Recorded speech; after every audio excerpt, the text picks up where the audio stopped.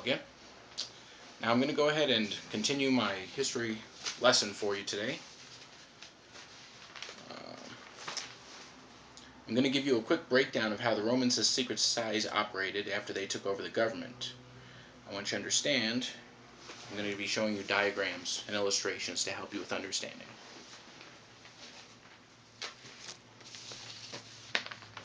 Okay.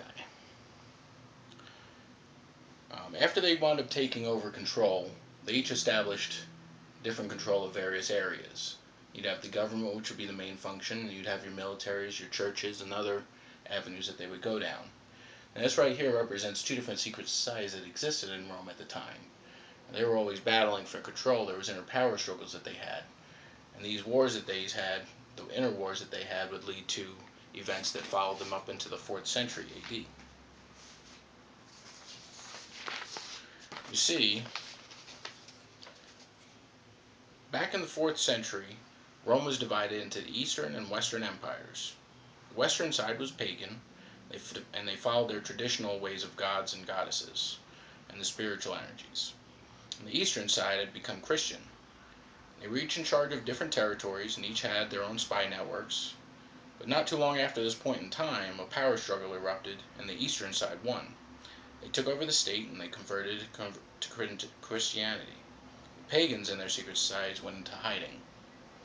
So after this rift was formed, there was a power struggle, and they wound up winning.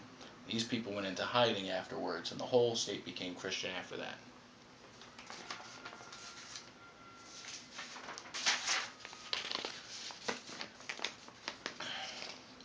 Now, time went by, and the secret societies that controlled Rome broke away, and they each took claim to a different territory to live in their own way.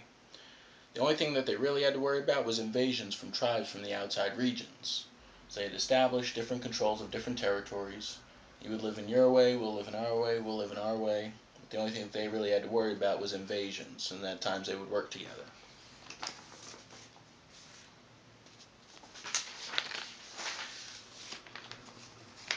The exploration of the 1400s led to the expansion of the three families. Each secret society had set up territories that they would control and let the rest of the natural world continue around them.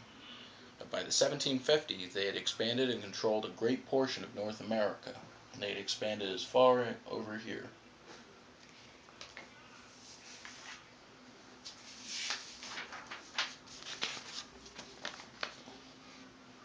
I'm introducing you to three new symbols. Alright? This is New World, New Life, 1770s. In the 1770s, a revolution was occurring. The secret societies that were established here banded together and broke away from the control of the Eastern world. They became independent, but continued the trend that their ancestors had passed down. They each took control of various portions, which would later lead to another war. So they broke away and they formed Life, Liberty, and Freedom. But this would eventually lead them to the Civil War of the 1800s. There was a war between them at the time that wound up getting settled when the Union had won.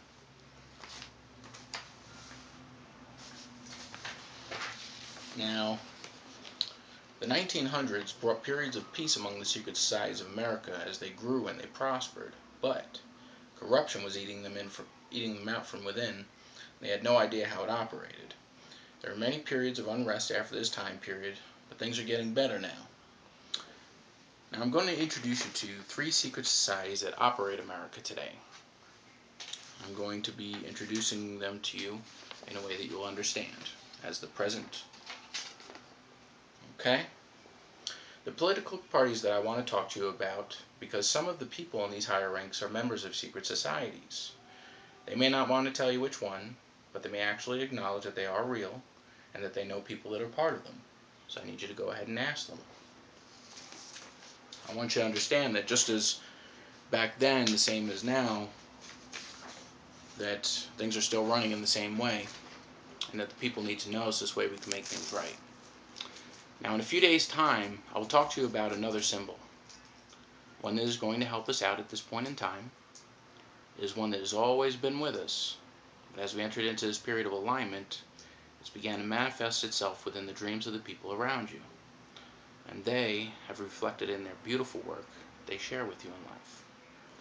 It is the circular symbol that you have been seeing in life. I will be talking about it with you soon. Thank you.